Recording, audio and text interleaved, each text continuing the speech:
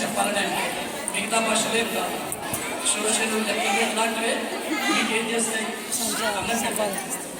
అందరూ తెలుగు నేర్చుకున్నాం కదా తెలుగు పండితులు కావాలి తెలుగు పడి ఉండాలి సంస్కారం ఉండాలి కాబట్టి మిగతా భాషలు కూడా చాలా గొప్పమైనవి తర్వాత ఇంకొకటి చెప్తాను చిన్న లాస్ట్ పంపిస్తున్నాను నేను ఇంతకు వేరే వేరే పోయినప్పుడు మీటింగ్స్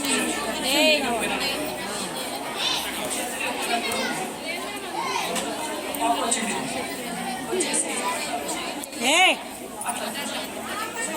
పాప ఏం అంకుల్ మీరు ఎప్పుడు మాట్లాడతారు మీరు ఎప్పుడు మాట్లాడతారు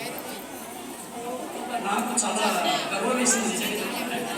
నా ఉపన్యాసం కోసం ఈ అమ్మాయిని ఇంతమంది చూసుకున్నారా అని అనిపిస్తుంది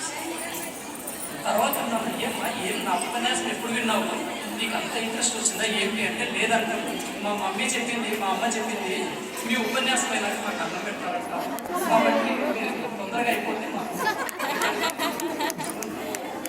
పద్మశ్రీ గారికి కూడా చెప్పింది ఏం లేదు త్వరగా అయిపోబట్టే తర్వాత మిగతా వాళ్ళందరూ ఏదో పనులు చేసుకుంటారు వాళ్ళని మర్చిపోతుంటారు తల్లి తండ్రి గురువు అని చెప్పేసి చెప్పారు కానీ తల్లిదండ్రి కంటే కూడా గొప్పవాడు తల్లి చెప్తుంది ఏదన్నా విషయాలు చెప్తుంది గురువు లేకపోతే పాట పాడుతుంది పాడితే ఒక పాప మాత్రమే ఉంటుంది కానీ గురువులు చెప్తుంటే గదిలో ఉండే 50 మంది అంత గొప్పవాడు గురువు కాబట్టి